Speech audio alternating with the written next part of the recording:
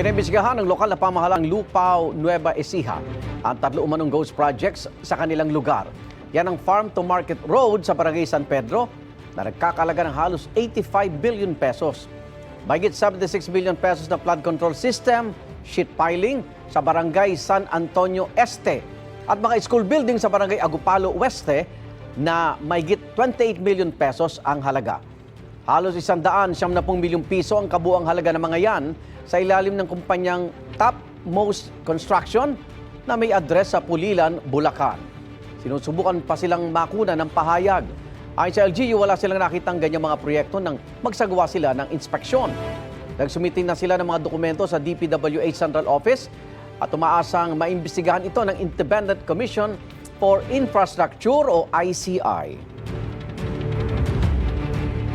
Igan, mauna ka sa mga balita, mag-subscribe na sa GMA Integrated News sa YouTube para sa iba't ibang ulat sa ating bansa.